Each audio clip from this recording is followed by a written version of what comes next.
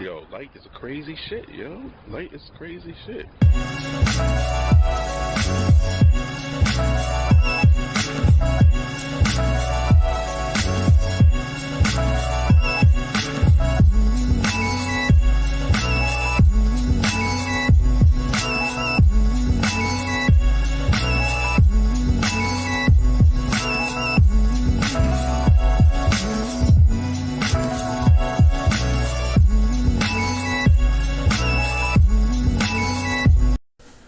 Let me see here. All right, peace everybody. This is ALife Allah, Hood Health. And today I got you somebody, who I'm sure you're gonna enjoy. You know, um, I've been in contact with brother for a few years now. Like, time be passing bad fast. Right. You know what I'm saying? Like it's crazy. And I'm just gonna, it's my man, my brother, the guy Ras Asan, and I'm just gonna start off by I'm gonna read the little bio from your Heal Thy Hustle website. All right, Okay. to just kind of give people just a little space to come in on the conversation. All right. Ras All right. Hassan is an entrepreneur by trade, beginning his formal study of the science of business development at 14 years old. A graduate of Morehouse College, Ras received a Bachelor of Arts in Sociology. However, the college diet and lifestyle led Ras on a journey of healing his own body and soon found passion for herbal medicine and exercise science. In 2018, Ras was certified in the foundations of Unani, Greco-Islamic medicine from the Ibn Sina Institute. That same year, Ras also obtained his certification of personal training from the American Council on Exercise. Ras has taught virtual and live classes to men and women of all ages about the power and usage of herbs. And this book serves as a culmination of Ross's entrepreneurial success. Um, he's included in 30 Under 30 founder and medical passion. All right. So we only bring people up here who gonna give you that really real, who gonna tell you how it is, who you ain't gonna have to use, a big locked up medical dictionary that's locked up and Word. the recesses of Yale University to understand stuff. Real people, just like the average person is getting, is off balance, is getting sick, and they need to have real, concrete, solid solutions that change their reality. And Ross gets it. That's why I have him on the show. Thank you for, like I said, thank you for taking your time to come on the show and speak to us a little bit. Peace, God. Peace to the audience. This is this is major for me right now. This is like a checkpoint because, as you just mentioned, like even before we actually came in contact speaking with each other, I knew about your work. I was familiar with your work. Shout out to Knowledge of Self, The Science of Self, Volume 1 through 3, as well as the Hood Health Handbook, which is one of my favorite books, and I definitely cited the work inside of Heal Thy Hustle. So this is major for me right now to be on the line talking to you on the Hood Health podcast. So I'm just excited to be here, man, and thankful to be able to engage your audience. What's crazy is that, and this gets into part of traditional uh, healing practices or traditions of original people worldwide, which is, as you stated, you're familiar with our work with the Hood Health Handbook. You cited it in your book, but this is also part of, like, just like anything, a lineage, right? We were Mm-hmm. we were inspired by Dick Gregory, right? And Dick Mm-hmm. wrote the foreword to our book, and then Dick Gregory himself was inspired by a woman named Alvina Fulton, um, who black woman, Chicago, who opened the first health and food vegetarian cafe south side of Chicago in like Okay. 1957, 1958. Wow. Um, so like this is all oral history, oral lineages, also written lineages now, Right. and this gets back to what I tell people in terms of when you the environment right now is very, very, for lack of a better term, these platforms is very bloated, right? It's Mm. hard to really hone in on who is the person I need to listen to, who is the person with these expertise that I'm looking for. And I always tell people, you got to look for stuff like this. You got to look for lineages. You got to look with who got the cosign from the elders, who got the cosign from the people who are truly healers in the community. And Uh, after that, you're tapping into your own tradition. And then unconsciously, we just end up doing that. You know what I'm saying? Like, mm-hmm. I didn't think about it. I was just like, yo, did Greg, he inspired me. Boom, boom, boom. But then when he literally tells us, he's like, thank you. You're carrying on, the work that I said. I was like, oh, duh. Like in my head, I'm like, yeah, that's what we're doing. So Right. I was excited when I caught wind of your book, your other work also in general. But give us a little insight, in terms of just from your own a little bit more flesh in terms of your own background and how you ended up in this spot. You know. Okay. Sure, sure. So you briefly touched on it. Really, just I can, like, if I had to pinpoint it to like a particular situation, to one situation, right? Because of course my whole life kind of led me to this path. But you kind of Right. touched on my experience as a college student, man. And Mhm. we talk about, and many people know about, the freshman 15, or folks gaining that weight in college, or Right. just the broke college student who's eating pizza for 7 days a week and, staying up late, drinking alcohol and doing all types of stuff, right? But Right. what does that ultimately do to one's body over time? And so Right. that's pretty much that 4 or 5 years that I was in college living that lifestyle. That's pretty much how, my digestive system, my gastrointestinal tract, you know what I'm saying? My stomach got all messed up. And I had to Hmm. essentially heal myself. So on that process of healing myself, and just also shout out to the phrase knowledge of self, that has so many different applications. And I think that was also Mm. a part of my healing journey. Is, I met the gods in college when I was at Morehouse. I had a chance to run across a brother, Culture, Hmm. out of Divine C, and I also the Wait, God stop. Supreme. Yeah. Oh, really? God, I never knew that was the connection. I Okay. know that God. Okay. And I know, and shout out to the God of Supreme Understanding. He gave me my Supreme Math, my Supreme Mathematics, right? Please, So, please. and my Supreme Alphabet. So I was around, and just the phrase knowledge itself was important for the historical element, and then being in college and seeing, like, man, that knowledge itself on a very physical level, right? Where my organs at, how does my body work? And not just, like that shotgun knowledge itself, but everybody's body is different. So how is Right. my particular body reacting? Where some people can eat all the cheese and bacon and milk they want to, but that's not how my body works. So I had to figure out Right.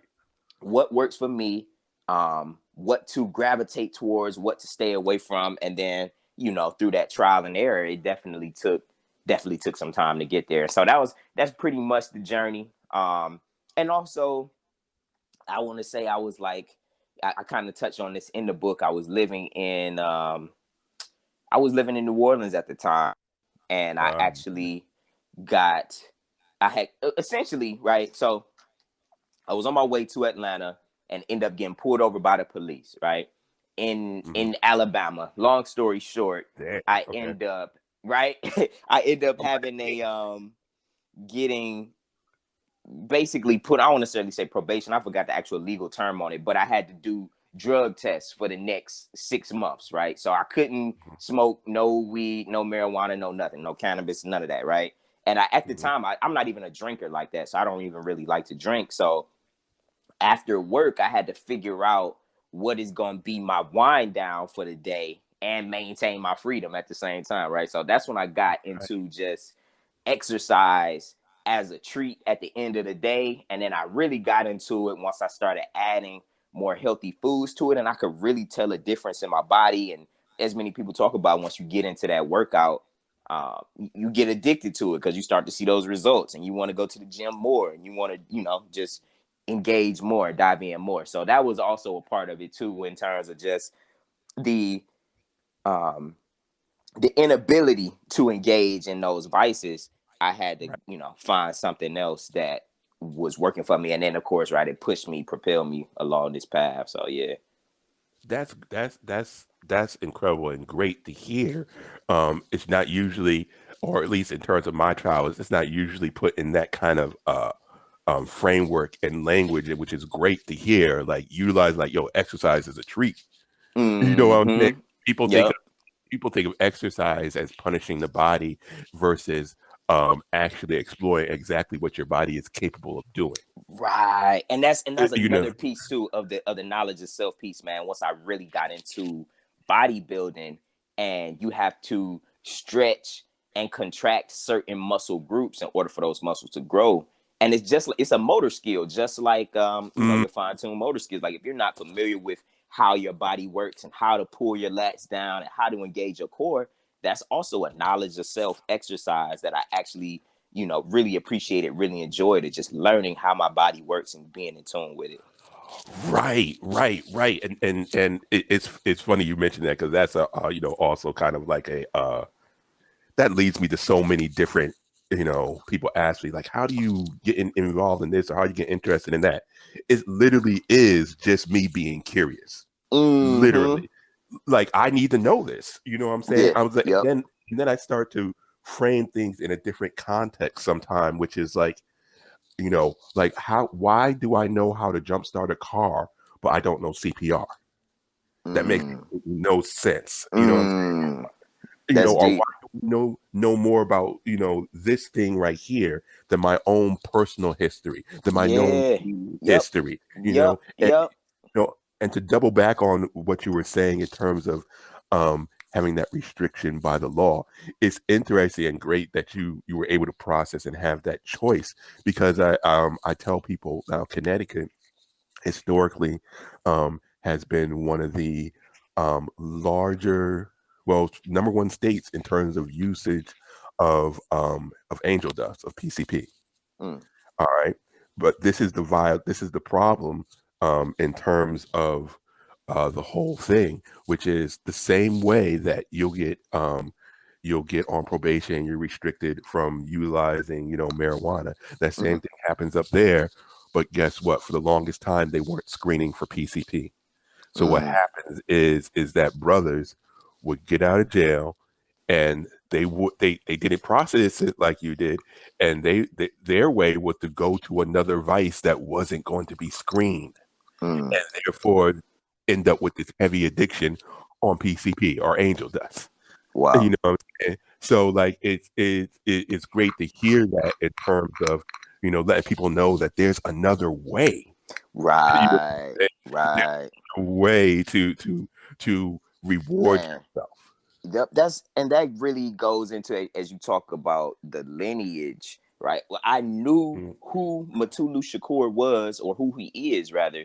I know right. who he is, but I didn't really understand his impact as a healer, as a doctor, and just how you talked about people being on these hard drugs and needing an alternative outside of another hard drug. I didn't realize exactly the work that him and his team were doing at the Lincoln Detox Center in the Bronx in the 70s, getting people off of heroin and methadone with acupressure and acupuncture. You know what I mean? And Right.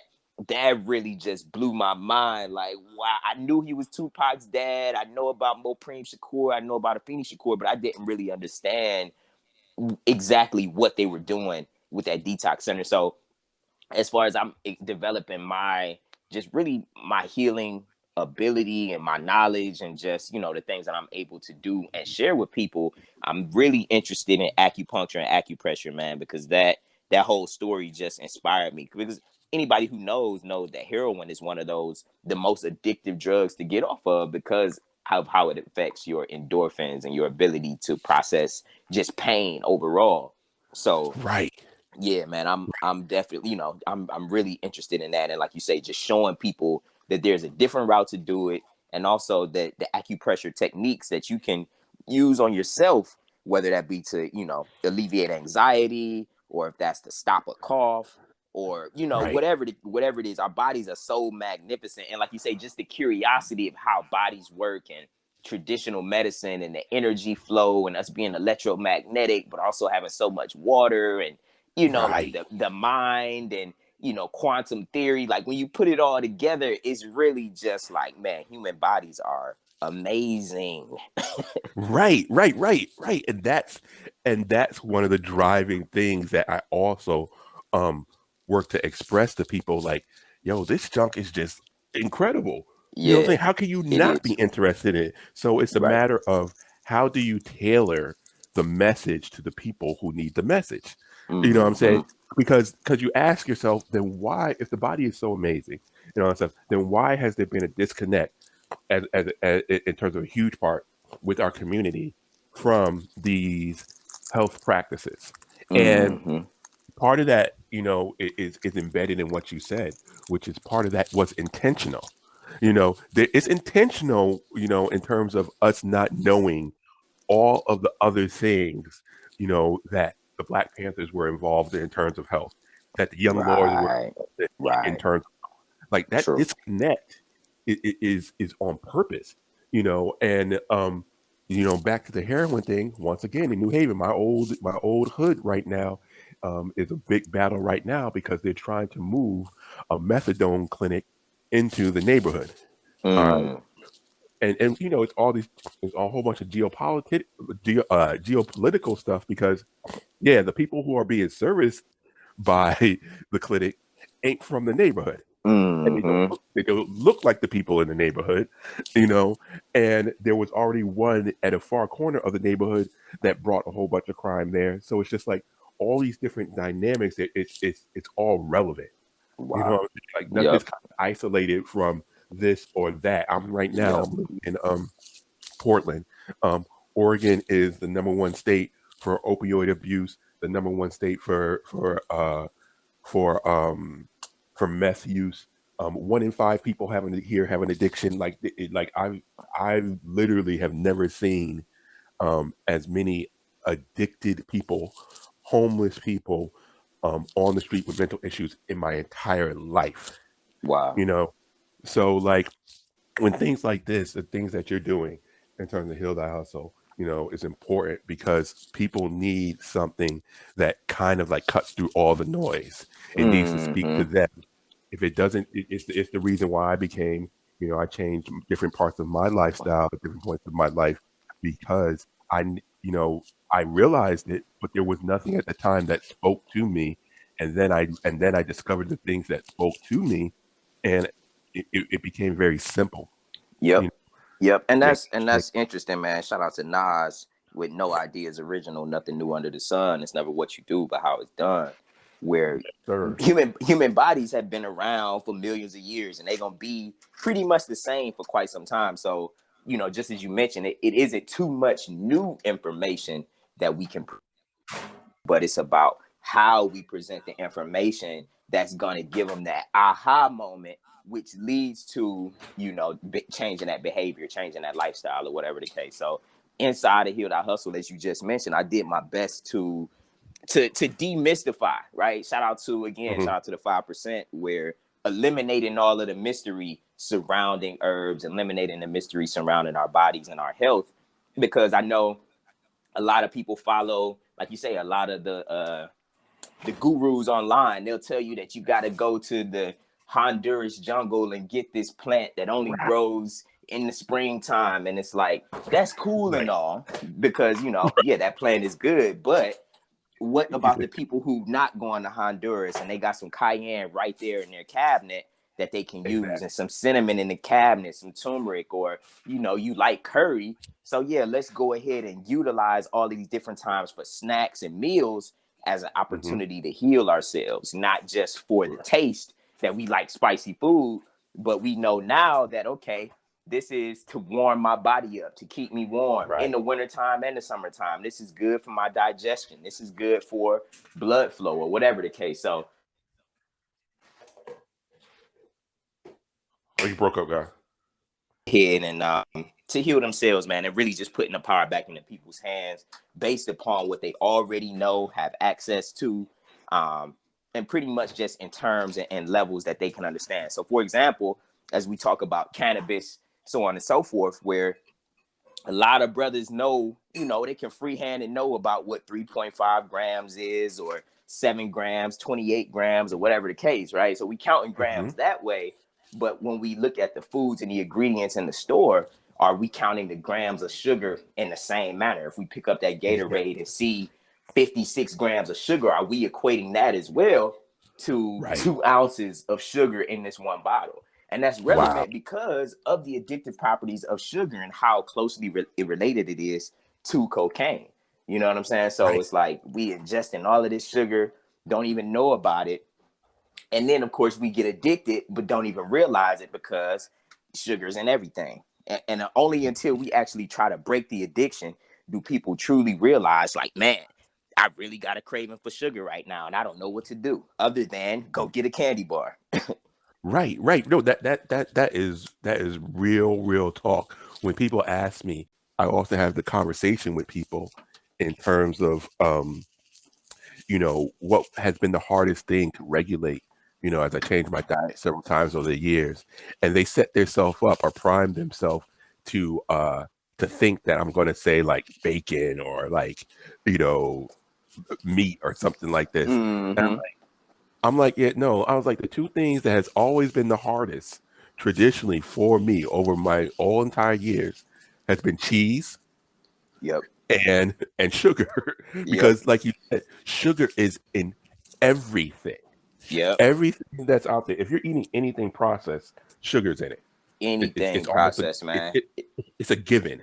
It's And things, ridiculous too, man. yeah, It's because I'll ask somebody what's in it, right? Because for myself, eating processed sugar is it just totally messes up my system in terms of like eczema and things like that, and different allergic reactions to where it took me years to pinpoint that it's actually added sugar. So now before I eat something, or I don't even really eat at restaurants like that, because any sauce or the bread, or if it's fake right? meat, it probably got sugar in it. The ketchup got Yep. sugar in it, so on and so Yep. forth. So I don't really eat out like that. But when I ask people, so what's in that? Is there some sugar in there? They really can't tell me because we're not attuned and accustomed to breaking down our foods like that. I'll ask somebody, is there some cheese in there? Is there some butter? And they like, I don't know what's in here, because we just so used to eating cheese, butter, and sugar that it's like that's what food is. It's not a additive to food. That's just what food is. So, man, Right. it's so interesting, man. It's so interesting. But like that's the same thing for me, is that I do appreciate a good cheese pizza and macaroni and cheese, but I haven't, because my nose will be stopped up for a week if I try to eat some Right. cheese. You know what I mean? And I do my best to stay away from sugar because, like you say, the addictive properties, but also for my personal body, it just Right. doesn't mesh well. Right. And then also, it's just like a historical, a historical footnote. When processed sugar, refined sugar, was heavily first entered into, society, in the West, what was interesting from it is that dental health, the for the moment in time, the rich, quote unquote, or the affluent people were the ones having dental health issues, and those people who were genuinely poor, working the land stuff, they didn't have these issues. Like ideally, you would think like, oh, like the way we are right now, the richer you are, you have more access to dental health. Your dental health is going to be better than the poor. But it was the opposite back then because of the destructive nature of sugar, which once again points to even where we are in terms of dental health nowadays, which is that it's not necessarily you know um, lack of dental health access that works against people's mental health. It's more so that everybody's ingesting this damn fucking sugar. Yep. And of course not brushing their teeth afterwards, but just leave. You go to sleep eating Right. sugar. You wake up in the Right. morning eating sugar. You eating sugar for lunch, and then you'll have a snack intentionally eating sugar. And that's the thing about I talk about in Healed Out Hustle, is that if you go to a restaurant, you think that if I want something sweet, something sugary, I'll just order dessert. When the bun on that burger's got sugar in it, probably the burger Yes. itself, if it's fake meat, the ketchup, the Right. barbecue sauce, Right. and it's so it's it's crazy, man. It really is crazy, and just bringing awareness to people for these things is really the main thing. And so even going into some of that grocery shopping, and shout out to the information in Hood Health around, how to grocery shop, what to look for. Did my best to bring some of that knowledge to the people as well around, okay, this is how I go about it. This is how I look for certain foods and certain things. And even Stickman's book, Eat Plants, Lift Iron. I definitely Right. thought that was a great work in the space too, man. To really give people that idea that I don't have to be this super unhealthy.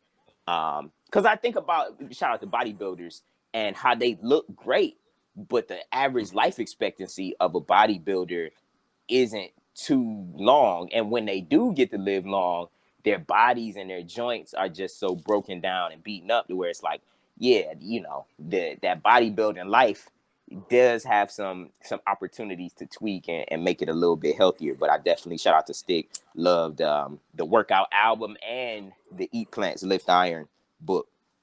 Right. It basically just started a whole new wave. That's Mm-hmm. pretty much where we were going with Hood Health. We were like, listen, being healthy is what it is.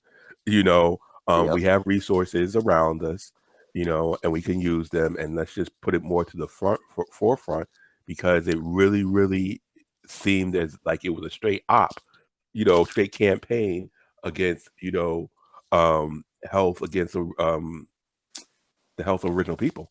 And it Yeah. really has, if you really want to frame it that way, yeah, it Mm-hmm. has, bodies kidnapped from other countries, kicking people Yep. off lands, destroying people's indigenous, Yep. food practices, Yep. injecting your own food. Like it is biological and chemical warfare, Yeah.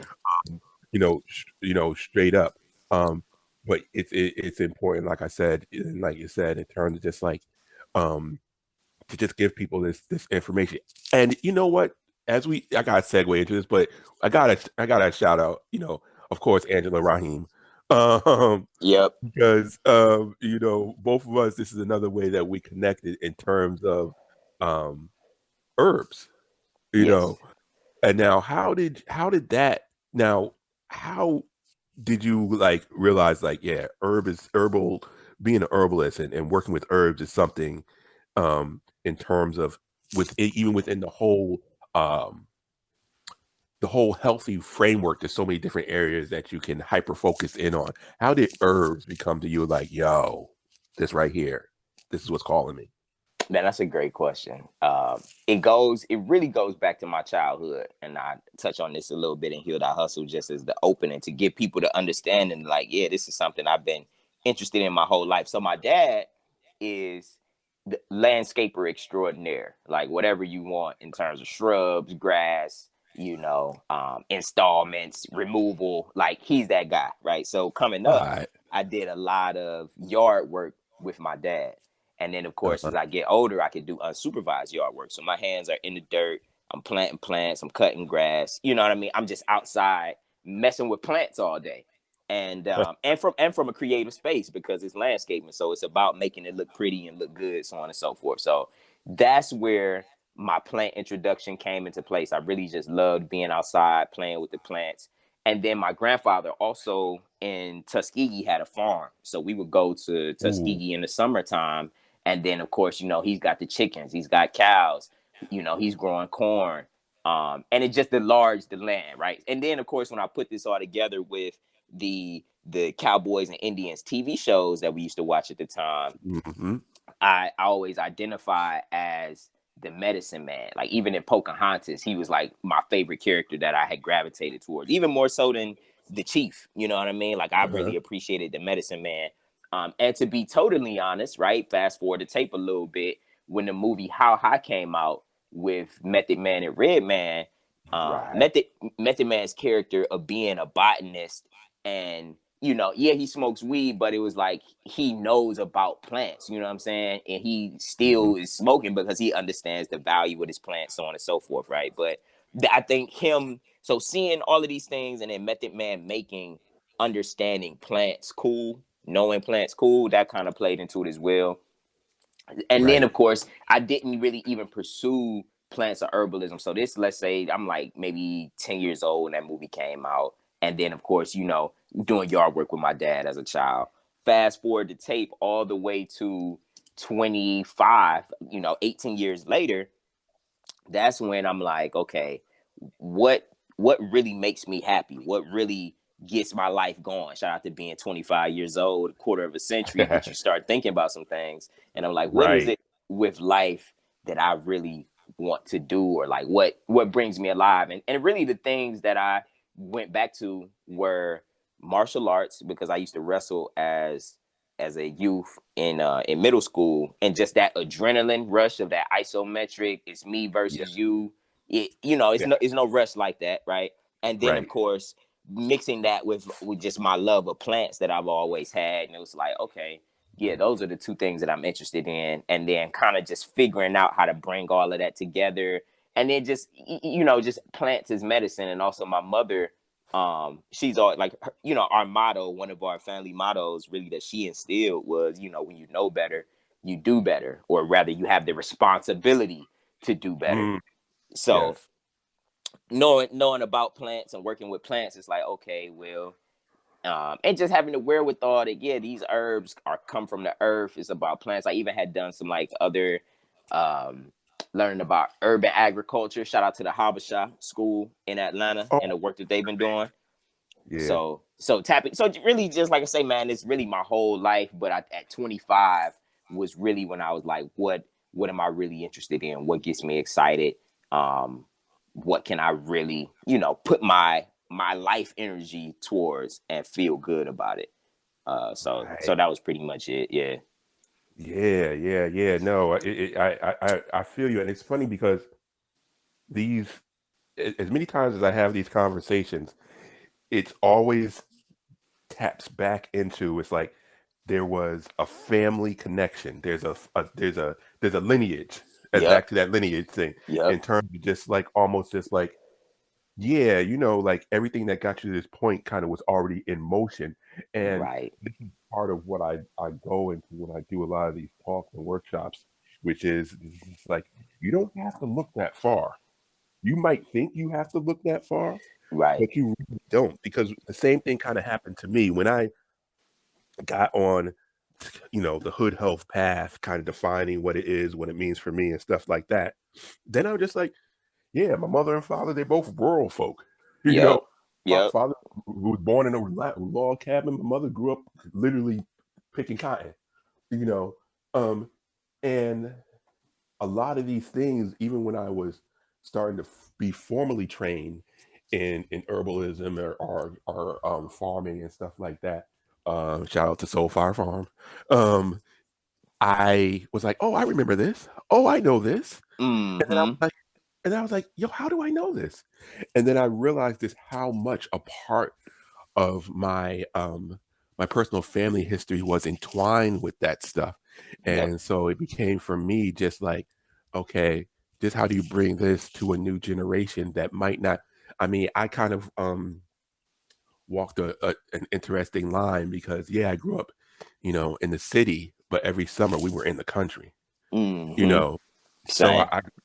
I was able to bring that, you know what I'm saying? So for me, it Yep. was like, okay, how do I bring this information to people who may not have the experience Right. of being out in the country that I did, who may not have that same experience, like putting your hands in the dirt, Yep. you know? and it's And and it's just a particular framework, a particular way of life, because you become much more aware of how everything is connected. And so you understand that, okay, after I eat this apple, yes, it's best for me to throw this rind back out into the wilderness as opposed to this garbage can, because now it's gonna feed the soil and provide more nutrients to the soil for me to grow healthier plants next time. You know what I'm saying? Like, you, once you're exactly. immersed, you become connected, and it's hard to break that connection. Once you see it, you can't unsee it. No, no, you can't. You can't. I always tell people one of the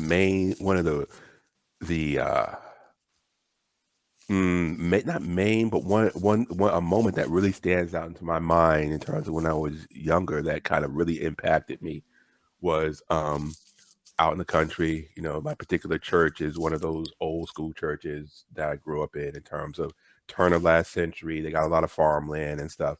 Um, and one summer we were out there. just helping clean up stuff. And I remember they drove us to a landfill. And I always tell people, if you've never up close seen a landfill, you really don't really understand about trash, Mm-hmm. in the States in terms of just like, you know, digging up a hole and just dumping trash into it. And it's just like that impacted me. I was like, oh, this is what environmental racism is. Right, Like right. Yep. but like I try to bring some of these experiences that I've had to people in a way that they can digest it.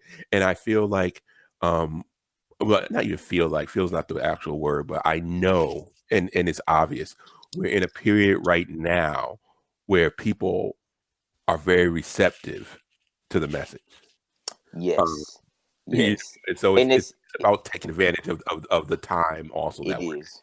It is. And I like going back to your point around environmental racism and being from I'm originally from Cleveland, Ohio. So this Rust Belt city, I in. know what pollution in the air and smog looks like, shout out to Lake Erie and the pollution there. And Right. also the where people ask around like, okay, where like the like this is just revolutionary in the real way to actually take care of your health because, like you say, where's the next Zuckerberg or the next, the black whoever, right, that they want to put out Right. there? Like, our greatest and our brightest are in the hood. But there was a young man who's a robotics champion here in the city of Cleveland, and I speak his name as much as I can in interviews just to keep that memory alive and keep people knowing that this young man was great. Henry Griffin, robotics champion, first one in the city from an inner city school, one of the roughest in the city, but he passed from asthma. You know what I'm saying? He had an Oh asthma man. attack. You know what I'm Wow. saying? To where it's like he's in a place and he didn't have the whole inhaler and all that good stuff in the situation to hold it down. You know what I mean? And it's kind of Yeah. like they taking out our greatest and our brightest with just the little undercutting stuff. Like, yeah, the police racism, like, yeah, that's the overt stuff, right? But it's the Right. other little insidious stuff like environmental racism or food deserts or Hmm. you know what I'm saying? Just the other things that they remove from our path or place in our path to keep us, in a mindset of destruction. Right, right. And so like, many times people just focus on they might just get out of a story like, oh well, this killed them, right? And I'm Mm-hmm. just like, okay, yes, there's a percentage of people who die from all this, but another great point that you brought up is that there's another layer in terms of it makes our communities dysfunctional on many levels, and not able to reach their full potential because listen, Mm-hmm. if my eating practice, my lifestyle and stuff is such that I'm like have brain fog all the time, I physically don't have energy all the time. So what type of revolution or change? I don't even have the energy for that.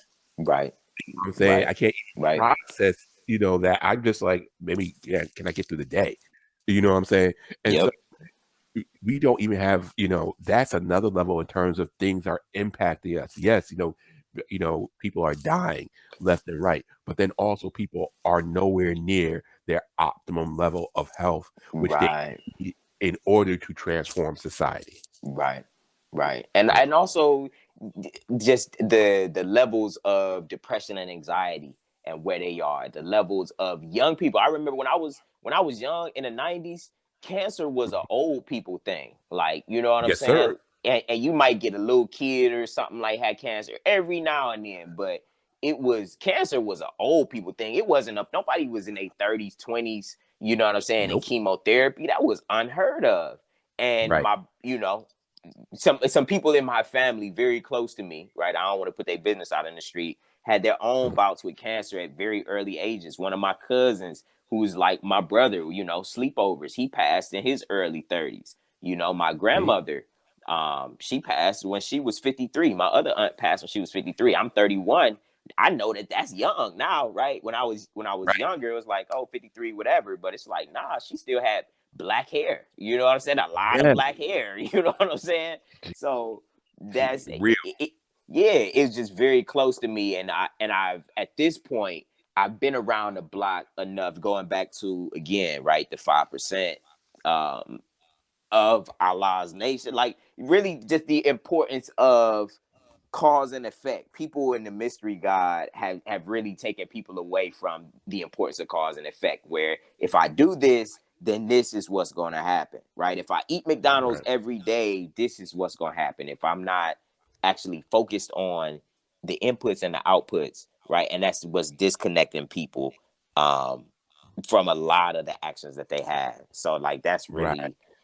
that's really Right. another piece of it, man, is that it's that people don't really have that cause and effect. And at 31, I've been around the block long enough to see that if you have these particular actions over a certain period of time, this is what's going to happen. You can't escape it. You know what I mean? So that's Right. another piece where I think people don't really get that it's going to catch up.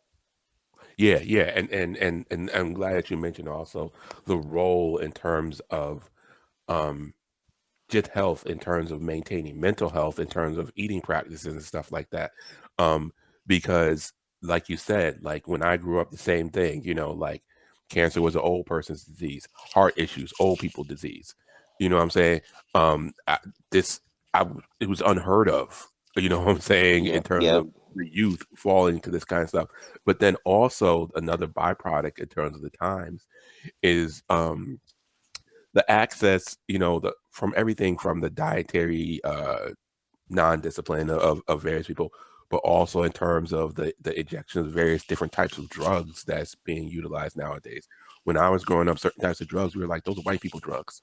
Yep. You know what I'm saying? Yep. Black people don't do that. But now we're at a point where it, it's it's it's alarming in terms of the amount of youth that I see when I work with that look older than me. That's ridiculous. Like Yeah. burnt out at like 23 due to the lifestyle that they're utilizing right now that has been very, very pushed and promoted um, by media right now. Mm. And it's the whole, live fast, die young kind of thing. Yep. And but then you come to find out that all these people who are taking their lives, who die, whatever, it always comes back. It's like, dad, they were depressed. Dad, Mm-hmm. these mental issues for small. Mm-hmm. You know what I'm saying? And Yep, like you say, resting like DMX. You know what I mean? To where I think mm-hmm, he, for a lot of people, was the one where we were able to look at addiction as a disease more so than just, that's his problem. He fucked up. He need to fix that. You know what I'm saying? Because even in our own right, community, that's what disease was thought of for or as for a long time. We didn't really mm, even see it as a mental condition. So as we talk about the omnibus crime bill and all of that good stuff in the 90s, it's like, yeah, a lot of us was seeing crack and crack addicts like, yeah, we don't want none of that around here, get away from here, you know what I'm saying? So yes, sir. us DMX was one of the first, where we could see addiction as something beyond just a behavioral thing and really see it as a disease with chemical imbalances that can be treated. You know what I mean? And really Right, had that compassion along the way for that right, person to really and to really care about their story. Because I used to always think, even as a child, like, the folks outside the corner store, if you go up to them and really rap with them, like, yeah, you will always have some crazy, amazing story around some talent or some ability or, something. And then mm-hmm, there was a yep, turning point. Like, these are real people who experience life. And it's like, we shouldn't just be turning them away and really just not caring about them, man. So, like you say, this totally off topic, but as we start talking about healing your hustle and food and the connection of life and having quality of life and the systems that don't want you to have it, it's like, yeah, the food, once you start talking food, man, you can start touching on some of everything, right, so right. And you hit it, man. You hit it, because I have that conversation all the time when there's this contrast made all the time, and many times from the Black community, in terms of the contrast, in terms of how we're dealing with the opioid crisis now yes. versus when it was the crack era. And I remind people, I was like, Black people, I mean, white people weren't the only one who was demonizing crack users. Black Right. people demonized crack users because we thought many times that this was the way to deal with it, right? Yep. This is Yep. how we're gonna partner with the policies of white people, and then we're gonna clear up this crack problem. And we Yep. lost all compassion for our own relatives. Yep. So it wasn't. So with this contrast in the opioid crisis, it wasn't just like, oh, white people now are treating, you know, white opioid users with kid gloves. It's like, yeah, that is part of it, but part of it is also is that, yeah, you didn't treat your own people with kid Yep. gloves You when didn't. it Yeah. was time for it, you Yep. know. And Yep. this is why we are where we are, in Yep. many cases, right now. What point at what point did you say, like, okay, I've been doing all these different studies and stuff. I need to put out this book. I think so. If I don't think I've ever shared this in an interview before, and shout out to Heal Thy Hustle using that King James English in there, and when you Yes, smash sir. it up, it's healthy hustle, but heal thy hustle. So heal your own hustle. Ah, But nice. that's the I guess that's my Christian background. You know what I'm saying? I Mm, came up in church, but I even talk about some of that in Heal Thy Hustle. But I think so. Going back to, there was a prophet that came to the church, and my mother's like, get in line. You know what I'm saying? Of course, I gotta get in line and let him, tell me about myself, right? So I get in line, and he puts his hands on me and he say, you're gonna graduate college, and you're gonna understand things that are difficult to other people, right? And then mm, he was just like, then he, shook my head and, threw me away, right? And that stuck with right, me. Because right, with my background and my parents, okay, once you know better, you do better. But it's like, okay, a it's on whatever I understand, it's on me to teach people, right, and break it down to them in ways that they can understand it. So that's that teacher element within me already, to where whatever I get, even if it's at the minimum level, I feel it's my responsibility to share it with other people. And that's really what a lot of my work and the things that I've done comes from, is just the responsibility of that sociology, as well as that background of, like, okay, having this echoing in my ear of, like, yeah, okay, you're gonna understand things that are difficult to other people. So I have a responsibility to teach people. And then the second thing is, what is it on me? What are the so-called difficult things that I should be studying? What really matters for me to be sharing with other people? And that's how mm, the finance came in there, because I know a lot of people, I be watching CNBC or something like that, and some people, they be like, man, I don't understand that. And it's like, yes, you do. They put it in such a way that they don't want the layman to understand what's taking right, place here. Like, you understand math, buy low and sell high, right? Like, this, it ain't nothing. I've seen you flip whatever the case is, right? So right, that right, so finance, of course. And then as we start talking about health, right, because going back into that knowledge of self thing of knowing the organs in your body. Do you know how your body works? You know what I'm saying? Some things that, right, like everybody knows, some people can drink light, some people can drink dark, some people can't drink at all. But right, it's good to know what works for you, what works best for you. And so it's not a one size fits all. But inside Heal That Hustle, I did my best to do just 5 basic health practices that you can incorporate that will essentially increase your quality of life.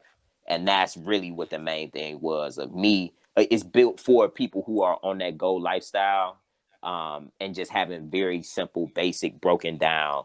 If you're doing this, if your lifestyle is probably like this, so why mm, not incorporate this at this particular time? And this is how mm, you do it. So pretty much doing my best to make it a guide. So, for example, right, one of the things that I encourage people to do is eat the salad for breakfast, eat the greens mm, first thing in the day. Because as an entrepreneur, you might be in the street taking lunch meetings, you might be on the grind working, you look up, it's 7 o'clock, and what, you ate right, bacon and eggs and that's all you ate all day. Like, nah, at least eat the mm, salad first. And so if you right, look up and it's 7, 8 o'clock and you want to go get a steak or whatever the case is, at least you had that salad and some fruit first thing in the day. So get that out the way. And so that, right, very basic stuff like that, drinking your water. Even mhm, really, one of the things that a lot of people don't do is, in our modern time, is take baths. We don't slow down to actually submerge ourselves into some water. You know what I'm right, saying? And going back to that original man, the original man was, we was by the rivers and the lake, so we was able to dip into the water, you know what I'm saying, Right. versus Right. just letting some water wash over us and now we're calling ourselves clean. So really soaking Wow. in Yes. water is important. And that's one of the things I talk about here at Hustle, and what I'm saying, just how to So do it. that's a key one, yo. Like you said, like there's so many in terms of diaspora um traditions related to submersing yourself in water. You know Yep. what I'm saying? Whether Yep. you're talking a hoodoo tradition or whether you're talking a Christian tradition, they're all still Hmm. in original practices. But I never even thought of it like that. But you're actually that's right and exact, yo. And the whole like slowing down time is something that all of us need to do, right now. Right. Yep. Exactly. Society is hyper focused, and it's hyper focused on things and stuff, time in terms of as a commodity, um because it's currency, right? So like Mm. in their mind, they're like, how can we control that particular currency? And so it speeds everything up, and that has to do with a whole bunch of other things in terms of just like how Western society is pretty much linear time based versus a cyclical time base. If you focus on a cyclical time base, then you pretty much can learn certain things of like patience and just knowing what to do when you're supposed to do it in terms of the season. Hmm. Yep. If you're on that linear clock, you're like, yo, if I don't do it right now, I'm not going to get a chance to do it. You know. Right. Um, but how has the reception been, um, like in these days and times, for Heal Thy Hustle? Because I always want to reiterate, like we're in a major transformation time, Right. where we Right. are, where people want to get back to what Yep. they came from, but Yep. that stuff is already gone. They want to reset back to it. I'm like, yeah, no, that stuff's not coming back ever, because it was already falling apart. We're Yes. entering into a new phase, and redesigning and stuff. So um how's reception for the book been in terms of in connection with the time that we're in right now? Man, the reception has been great. It's been amazing. People have been giving me feedback. I've actively been seeking feedback, because for anybody who purchases a copy of Heal Thy Hustle at healergang.com, you're going to receive an email that allows you to, of course, speak with me directly, but also provide feedback on the book itself. And I'm actively looking for that. So anybody who Mm, gets a copy definitely can stay in tune with me. But just the digital copy has been available so far. So we're mhm. really about to come out with the actual physical hard copy of the book, That's what's and up. it's the people are saying it's inspiring them to change, and they're they were excited about it, reading it. It's some jewels in it, and just nuggets where I do my best to keep it short and sweet, but I also break down some of the philosophy behind why these things are so important, just to illustrate them in a different way of getting people to think about, yes, we are electric beings sending signals from our brain to the rest of our body, and from our heart to the rest of our body. So to keep those things flowing nice, keep electrical currents flowing, use water, one of the greater conductors of electricity, right? So it's important to keep that water in there, not just for passing your food and your fluid, but also for any thinking that you got Right. undertaken. It's important to do that, where a lot of people, I can already tell, I can tell really easily when I haven't been drinking enough water, because my thoughts aren't as crisp, and really they're not as positive. And that's really a lot of people. I'm the guy the homies call when at 5 in the morning, when they ain't really, mom's just passed, and it's like, right. I'm the one that people call, right. I'm the medicine man in my village, essentially. So it's like, okay, first thing, drink some water, because yeah, for you to have positive thoughts and really put these things together, we gonna need some of that fuel in there to make that happen. And just the importance of water, man. All, like you Right. say, submerging yourself in it, but also putting yourself, putting it into yourself. So yeah, just basic stuff on there. And so the reception has been good. The reception has been That's great. good. I'm looking forward to coming out with the physical copy, to even Mhm. to spread it out. And I'm also getting feedback, based upon what's inside the digital copy. So the physical copy, I'm thinking, may have some additional components. Maybe a journal component where folks can write down, take reflections, some notes, some things like that. We're gonna add some more pictures to the physical copy for sure. Right. So yeah, Yeah, it's coming soon. So yeah, man, it's been great. It's been great. I'm man. excited about it. It's my first time. This is my first book too. It's my very first Wow. book. Wow. And again, shout out to Dr. Raheem, Angela Raheem, the herbalist, horticulturalist, yogi, mom, wife Yes. extraordinaire, right? Um, Right. I was able to take a lot of the work that I had done through her class and Hmm. polish it up and put it inside of the book itself. So Right. she was definitely a part of this process, and she also was able to provide the foreword for the book. So That's what's that was, up. Yeah. yeah, man. I Yeah. gotta have I gotta have her on soon. Like soon as it mean like when I get out with you, I'm probably gonna hit her up. Right. It's about that time. Yeah, it's about that time, it's great to hear that because I feel like when we first were did the Hood Health Handbook, um that the landscape just didn't wasn't there in terms of it wasn't overly supportive of books like that. Um and that the health books that were out at the time, not to shit on anyone else's book or anything like that, but a lot of them spoke above the people's heads. Mm-hmm. And I feel like now we're in a great point, and I feel like we went through another little dark kind of ages, like after the Hood Health Handbook. Like there was a little period where all these so-called influencers and stuff came into being who like saw that they could make a quick buck off of saying certain healing things. Yeah, Um, yeah. So we got and the sea boss on deck.